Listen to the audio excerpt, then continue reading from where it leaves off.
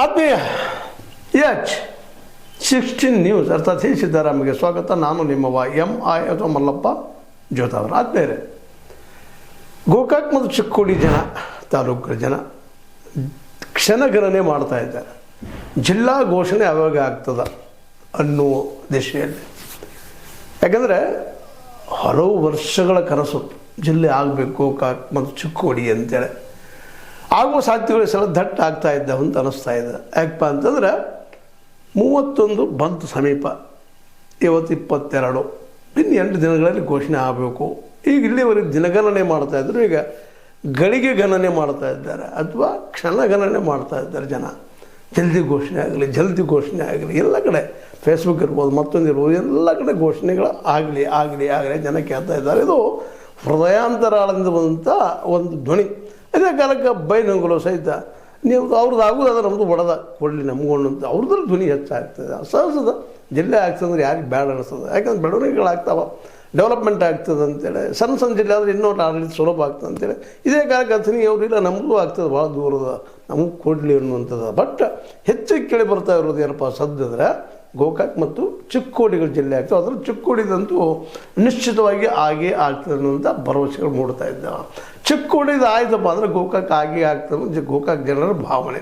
ಯಾಕಂದ್ರೆ ಚಿಕ್ಕೋಡಿಯ ಒಂದು ಅಲ್ಲಿ ರಾಜಕೀಯ ಇಚ್ಛಾಶಕ್ತಿ ಬಲಿಷ್ಠ ಇದ್ದಿದ್ದಕ್ಕಾಗಿ ಇವತ್ತು ಹಂತಕ್ಕೆ ಬಂದು ನಿಂತಿದ್ದ. ಇವತ್ತು ಗೋಕಾಕ್ ಭಾಗದಲ್ಲೂ ರಾಜಕೀಯ ಇಚ್ಛಾಶಕ್ತಿ ಅವ್ರಿಗೂ ಅನಿವಾರ್ಯ ಆಗ್ಯದ. ಇವತ್ತು ಸತೀಶ್ ಅವರಿಗಾದರು ಏಕಕಾಲಕ್ಕೆ 2 ಪ್ರೆಷರ್ ಇದ್ದಾವೆ ಸತೀಶ್ ಅವ್ರ ಮೇಲೆ. ಒಂದು ಚಿಕ್ಕೋಡಿ ಸ್ವತಃ ಅವ್ರ ಮಗಳಲ್ಲಿ MP ಇರೋದ್ರಿಂದ ಚಿಕ್ಕೋಡಿ ಜನ ವಿಶೇಷವಾಗಿ ಗೋಕಾಕದಷ್ಟು ಮುಗ್ಧರು ಹೌದಲ್ಲೋ ಗೊತ್ತಿಲ್ಲ, ಆದರೆ ತಮ್ಮ ಜಿಲ್ಲೆ ಆಗಬೇಕು ಅನ್ನೋದರಲ್ಲಿ ಸ್ವಲ್ಪ ನಮಗಿಂತ ಹೆಚ್ಚು ಫ್ಯಾಷಿವ್ನೆಸ್ ಹೆಚ್ಚದ, ಒಂದಿಷ್ಟು ಉಗ್ರವಾದವ್ರಲ್ಲಿ ಹೆಚ್ಚದ ಆಗಬೇಕಿದೆ ಅಂತೇಳಿ. ಇದೇ ಕಾಲಕ್ಕೆ ಬೈನಂಗುಲು ಉಗ್ರವಾದದ ಆ ಮಾತು ಬೇರೆ. ಅವರು ನಮ್ದು ಆಗಬೇಕು, ಇಲ್ಲ ಅದು ಕ್ರಾಂತಿ ಆಗ್ತದೆ ಅಂತ ಬೈನಂಗುಲದವ್ರು ಹೇಳ್ತಾ ಇದ್ದಾರೆ. ಇವ್ರ ಮಧ್ಯದಲ್ಲಿ ಗೋಕಾಕ್ ಜನನೂ ಸಹಿತ ನಮ್ಮದು ಆಗಲಪ್ಪ ಅಂತೇಳಿ ಸೌಮ್ಯವಾದ ನೆಲಗಟ್ಟಲೆ ನಮ್ದು ಆಗೇ ಆಗ್ತದೆ ಅಂತ ಭರವಸೆಯಲ್ಲಿದ್ದಾರೆ. ಯಾಕಂದ್ರೆ ಸತೀಶ್ ಅವ್ರ ಮೇಲೆ ಅವ್ರಿಗೊಂದು ವಿಶ್ವಾಸ ಇಡೀ ಗೋಕಾಕ್ ಜನರಿಗೆ, ಇಡೀ ಜಾರಕಿಹೊಳಿ ಕುಟುಂಬದ ಮೇಲೆ. ಯಾಕಂದ್ರೆ ಗೋಕಾಕ್ ಮತ್ತು ಮೂಡಲಗಿ ತಾಲೂಕಿನ ಜನ, ಅದರಲ್ಲೂ ಗೋಕಾಕ್ ಜನ ಜಾರಕಿಹೊಳಿಯವರ ಮನೆತನಕ್ಕೆ ಒಂದು ರಾಜ್ಯ ಮಟ್ಟದಲ್ಲಿ ಬೆಳೆಯೋದಕ್ಕೆ ಒಂದು ಆಶ್ರಯ ಆದಂಥವ್ರು. ಪ್ರತಿ ವ್ಯಕ್ತಿನೂ ಈ ಸಲ ಮಾಡ್ತಾರಪ್ಪ ಜಾರಕಿಹೊಳಿ ಸಹೋದರರು ಅನ್ನುವಂಥ ಭರವಸೆ ಇಟ್ಕೊಂಡಿದ್ದಾರೆ. ಅಂದರೆ ಆಗಲಿಲ್ಲ ಅಂದರೆ ನಿರಾಶೆ ಆಗ್ತಾರೆ. ಮುಂದೇನೋ ಗೊತ್ತಿಲ್ಲ, ವಿ ಡೋಂಟ್ ನೋ. ಯಾಕೆಂದರೆ ಏನು ಮಾತಾಡ್ತಾರೆ ಅಷ್ಟು ಹೇಳಬೇಕಾಗ್ತದೆ. ಜನಮನಮನ ಅಭ್ಯಾಸ ಮಾಡಿ ಚಿಕ್ಕೋಡಿ ಜನ ಒಂದಿಷ್ಟು ಫ್ಯಾಷನ್ ಅಂತ ಹೇಳಿದೆ, ಸ್ವಲ್ಪ ನೋಡ್ಬೋದು, ನಾಳೆ ರಾಜಕೀಯವಾಗಿ ಪೆಟ್ಟು ಕೊಡ್ಬೋದೇನೋ. ಗೋಕಾಕ್ ಜನ ಏನು ಮಾಡ್ತಾರೋ ಅದು ಗೊತ್ತಿಲ್ಲ. ಬಟ್ ಒಳಗೊಳಗೆ ಮಾತ್ರ ಎಲ್ಲರೂ ಇವತ್ತು ಆಗ್ತದಪ್ಪ, ಆಗಲಿ ತಪ್ಪಬಾರದು ಅಂಥೇಳಿ ಪ್ರತಿಯೊಬ್ಬ ಗೋಕಾಕ್ ಮತ್ತು ಚಿಕ್ಕೋಡಿ ಜನ ಇವತ್ತು ಬಯಸ್ತಾ ಇದ್ದಾರೆ. ಮೋಸ್ಟ್ಲಿ ನಮ್ಮ H.K. ಪಾಟೀಲರು, ನಿಮಗೆ ಗೊತ್ತದ ಸೀನಿಯರ್ ಮೋಸ್ಟ್ ಒಬ್ಬ ವ್ಯಕ್ತಿ H.K. ಪಾಟೀಲ್ ಇದ್ದಂಥವ್ರು ಚಿಕ್ಕೋಡಿಯಲ್ಲಿ ಒಂದು ಮಾತು ಮಾತಾಡಿದ್ದನ್ನು ಇಲ್ಲಿ ಗಮನಿಸಬೇಕಾಗಿದೆ. ಯಾಕಂದ್ರೆ H.K. ಪಾಟೀಲರು ವಿಶೇಷವಾಗಿ ಪ್ರಾಮಾಣಿಕ ಒಬ್ಬ ರಾಜಕಾರಣಿ ಅಂತೇಳಿ ಅವ್ರನ್ನ ಗೌರವಿಸ್ತಾರೆ. ಒಬ್ಬ ವಿದ್ಯಾವಂತ, ಅದೇ ಕಾಲಕ್ಕೆ ಒಂದು ಒಳ್ಳೆಯ ರಾಜಕೀಯ ಮನೆತನ ಬೆಳೆದಂಥ ವ್ಯಕ್ತಿ ಅಂತೇಳಿ, ಅದರಲ್ಲೂ ವಿಶ್ವಾಸಿಗರು ಕಾಂಗ್ರೆಸ್ನಲ್ಲೇ. ಅವರು ಒಂದು ಮಾತು ಮಾತಾಡ್ತಾರೆ. ಬೆಳಗಾವಿ ಜಿಲ್ಲೆ ವಿಭಜನೆ ಕುರಿತು ಮಾತನಾಡಿ ಈಗಾಗಲೇ ಮುಖ್ಯಮಂತ್ರಿ ಸಿದ್ದರಾಮಯ್ಯ, ಜಿಲ್ಲಾ ಉಸ್ತುವಾರಿ ಸಚಿವ ಸತೀಶ್ ಜಾರಕಿಹೊಳಿ ಅವರೊಂದಿಗೆ ಸಭೆ ಮಾಡಿದ್ದಾರೆ. ಈಗಾಗಲೇ ಸಭೆ ಆಗೈತೆ ಅವ್ರ ಮಧ್ಯದಲ್ಲೇ ಅನ್ನುವಂಥದ್ದು ಒಂದು ಸಿಹಿ ಸುದ್ದಿಯನ್ನು ಅಲ್ಲಿ ಚಿಕ್ಕೋಡಿಯಲ್ಲಿ ಹಂಚಿದ್ದಾರೆ. ಮತ್ತು ಸಚಿವರು ಗೋಕಾಕ್ ಮತ್ತು ಚಿಕ್ಕೋಡಿ ಹಾಗೂ ಬೆಳಗಾವಿಯ ಜನರೊಂದಿಗೆ ಸಭೆ ಮಾಡಿದ್ದಾರೆ. ಅಲ್ಲಲ್ಲಿ ಸಭೆನೂ ಮಾಡ್ತಾ ಇದ್ದಾರೆ. ಮೋಸ್ಟ್ಲಿ ಇದಾಗ್ತದೆ, ಸಭೆ ಆಗ್ಯಾವ, ಘೋಷಣೆ ಮಾಡ್ತಾರೆ. ಒಂದು ಸ್ವಲ್ಪ ವೇಟ್ ಮಾಡಿರಿ. ಮತ್ತು ಚಿಕ್ಕೋಡಿ ಜೊತೆಗೆ ಚಿಕ್ಕೋಡಿ ಜಿಲ್ಲೆ ಘೋಷಣೆ ಇನ್ನೇನು ಬಹಳ ಜನ ಹೋಗಲಿಕ್ಕಿಲ್ಲ. ಚಿಕ್ಕೋಡಿ ಮತ್ತು ಗೋಕಾಕ್ ಎರಡೂ ಇನ್ನೂ ಭಾಳ ಹೋಗಲಿಕ್ಕಿಲ್ಲ, ಆಗ್ತದೆ ಘೋಷಣೆ. ಚಿಕ್ಕೋಡಿ ಅಂತ ಚಿಕ್ಕೋಡಿ ಆಗೋ ಸಾಧ್ಯ ಎಲ್ಲ ಇದ್ದಾವನ್ನೋ ಹಂಗೆ ಮಾತಾಡಿದ್ದಾರೆ. ಹೀಗಾಗಿ ಒಂದು ಹೊಸ ಆಸೆ ಚಿಗುರಿದ ಎಲ್ಲ ಜನರಲ್ಲಿ ಆಗ್ತದಪ್ಪ ಇದು ಅನ್ನುವಂಥ ಮಾತು.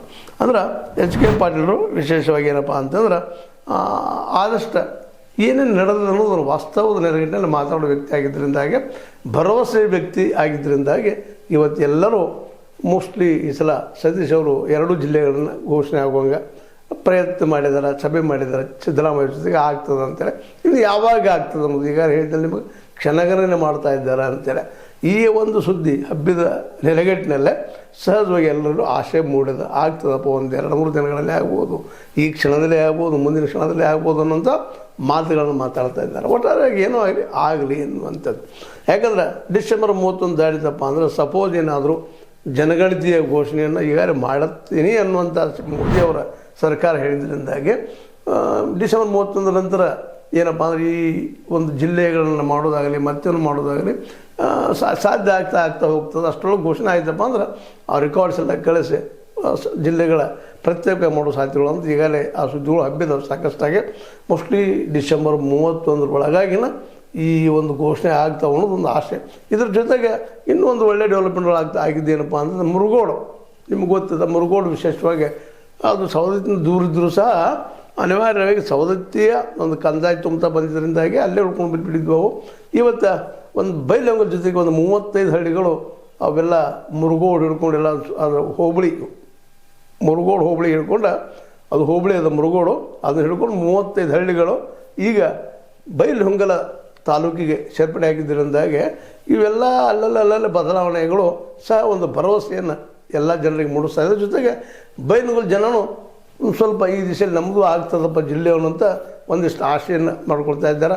ಜೊತೆಗೆ ಸೌದಿಯವರು ಸಹಿತ ಈ ಒಂದು ಸಿದ್ದರಾಮಯ್ಯ ಜೊತೆಗೆ ಭಾಳ ನಿಕಟ ಸಂಬಂಧ ಇರುವುದ್ರ ಜೊತೆಗೆ ಒಬ್ಬ ಪ್ರಬುದ್ಧ ರಾಜಕಾರಣಿ ಇರುವುದರಿಂದಾಗಿ ಇನ್ನೂ ಅವು ಸಾಧ್ಯತೆಗಳಿದ್ದಾವೆ ಅಂತ ಒಟ್ಟಿನಲ್ಲೇ. ಯಾಕಂದರೆ 5 ಲಕ್ಷಕ್ಕೆ ಒಂದು ಹಿಡಿದ್ರು ಸಹಿತ ಒಂದು 5 ಜಿಲ್ಲೆಗಳಾಗುವಷ್ಟು ಜನ ಇಲ್ಲದಾರ ಈ ನಮ್ಮ ಬೆಳಗಾವಿ ಜಿಲ್ಲೆಯಲ್ಲಿ ಅನ್ನುವಂಥದ್ದು. 4 ಜಿಲ್ಲೆ ಮಾಡೋದಕ್ಕೂ ನಡ್ಡಿ ಇಲ್ಲ ಅನ್ನೋಂಥ ಮಾತುಗಳು ಕೇಳಿ ಬರ್ತಾ ಇದ್ದಾವೆ.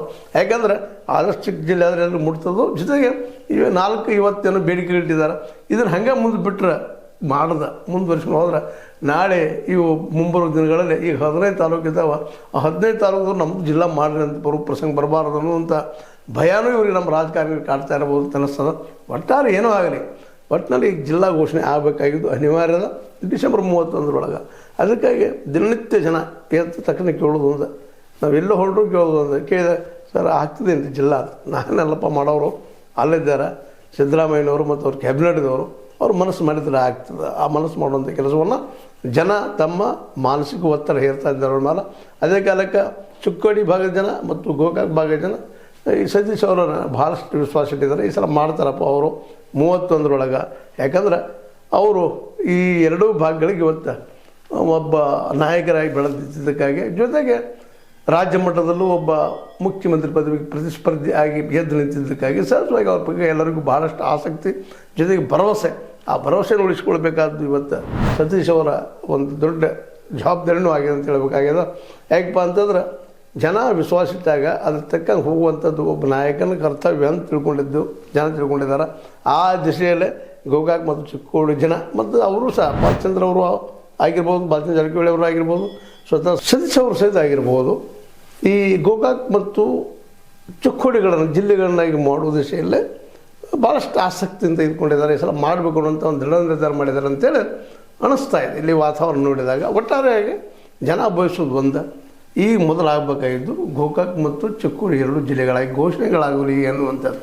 ಜೊತೆಗೆ ಬೈಲಹೊಂಗಲಾಗಲಿ ಅಥವಾ ಅಥಣಿ ಆದರೂ ಸಹಿತ ಜಿಲ್ಲೆಗಳಾಗಲಿ ಅನ್ನೋದು ಜನರ ಆಸೆ. ಯಾಕಂದರೆ ಯಾರ ಒಂದು ಬಯಕೆ ಏನದ ಮತ್ತು ಜೊತೆಗೆ ವಾಸ್ತವವಾಗಿ ಏನದ ಅಭ್ಯಾಸ ಮಾಡಿದಾಗ ಇರ್ಬೋದು. ಚಿಕ್ಕ ಜಿಲ್ಲೆಗಳಾದ್ರೆ ಆಡಳಿತಕ್ಕೆ ಅನುಕೂಲ ಆಗ್ಬೋದು, ಮತ್ತೇನೋ ವಾದ ಮಾಡ್ಬೋದು. ಬಟ್ ಇಲ್ಲಿ ಜನರದೇನಪ್ಪ ಅಂದರೆ ವಿಶಾಲ ಮನೋಭಾವದವರು ಇದ್ದಾರೆ.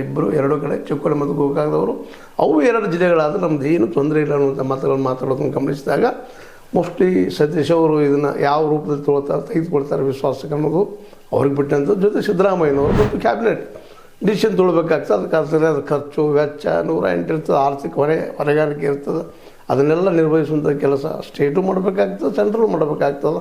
ಯಾಕೆ ಒಂದು ಜಿಲ್ಲೆ ಆಗ್ತದಪ್ಪ ಅಂದ್ರೆ ಅದಕ್ಕೆ ತನ್ನದೇ ಅಂತ ಕೆಲವಷ್ಟು ನಿಯಮಾವಳಿಗಳು ಇದ್ದೇ ಇರ್ತವೆ. ಅವಾಗಬೇಕಾದ್ರೆ ಒಂದು ಸ್ವಲ್ಪ ತೊಂದರೆ ಆಗ್ತದೆ. ಮತ್ತು ಹಣಕಾಸಿನ ಒಂದು ಜವಾಬ್ದಾರಿನೂ ಹೊರಬೇಕಾಗ್ತದೆ ಸರ್ಕಾರಗಳು. ಆ ದಿಶೆಯಲ್ಲೇ ನಿರ್ಧಾರ ಅವ್ರಿಗೆ. ಬಟ್ ಈಗ ಜನ ಒಂದೇ ಬಯಸ್ತಾ ಇರೋದು ಮೊದಲಿಗೆ ಚಿಕ್ಕೋಡಿ ಗೋಕಾಕ್ ಜಿಲ್ಲೆ ಘೋಷಣೆ ಆಗಲಿ ಅನ್ನುವಂಥದ್ದು. ಆ ದಿಶೆಯಲ್ಲಿ ಆಗಿದ್ರೆ ನಿಶ್ಚಿತವಾಗಿಯೂ 2 ಭಾಗಕ್ಕೆ ಸತೀಶ್ ಅವರು ಹೆಸರು ನಿಜವಾಗಿಯೂ ಎಲ್ಲರೂ ಪ್ರೀತಿಯಿಂದ ಕರೆಯುವಂಥ ಇಲ್ಲಪ್ಪ ಒಂದು ಕೆಲಸ ಮಾಡಿದ್ರೆ ನಮ್ಮದಂತ ಅನ್ನುವಂಥದ್ದು ಉಳಿತದ ಇತಿಹಾಸದಲ್ಲಿ ಅಂತ ಹೇಳ್ತಾ, ಇನ್ನು ನಿರ್ಧಾರ ಆಗೋದು ಬಿಡೋದು ಅವ್ರಿಗೆ ಬಿಟ್ಟ ವಿಷಯ. ಜನ ಮಾತ್ರ ಬಯಸ್ತಾ ಇರೋದು ನಾವು ಹೇಳಬೇಕಾಗಿದೆ, ಹೇಳಿದ್ದೀವಿ. ಮುಂದಿನ ಅವ್ರಿಗೆ ಬಿಟ್ಟಿತ್ತು ಅಂತ ಹೇಳ್ತಾ ಸತೀಶ್ ಅವರಾಗಲಿ ಸಿದ್ದರಾಮಯ್ಯರಾಗಲಿ ಯಾವ ನಿರ್ಧಾರ ತೆಗೆದುಕೊಂಡು ಅವರಿಗೆ ಪಾಸಿಟಿವ್ ಆಗುವ ಸಾಧ್ಯತೆಗಳು ಹೆಚ್ಚಿದ್ದಾವೆ. ತೆಗೆದುಕೊಳ್ಳೋದು ಹೋದ್ರೆ ನೆಗೆಟಿವ್ ಆಗುವ ಸಾಧ್ಯತೆಗಳು ಇದ್ದಾವೆ ಅಂತೇಳಿ ಕೆಲವು ಮಾತಾಡಿದ್ದಾರೆ, ಜನ ಮಾತನ್ನು ತಮ್ಮೊಂದಿಗೆ ಹಂಚ್ಕೊಂಡಿದ್ದೀನಿ. ಇದು ನಿಮಗೆ ಲೈಕ್ ಆಗಿರ್ಬೋದು. ಲೈಕ್ ಮಾಡಿ, ಶೇರ್ ಮಾಡಿ, ಕಮೆಂಟ್ ಮಾಡಿ, ಜೊತೆಗೆ ಸಬ್ಸ್ಕ್ರೈಬ್ ಒಂದು ನಿಲ್ಲಿಸ್ಬಿಡಿ. S16 ನ್ಯೂಸ್ ಅರ್ಥಾತ್ ಸೀತಾರಾಮ್ ಇದು ಸತ್ಯದ ಕೈಗೊಂಡು ವಂದನೆಗಳು.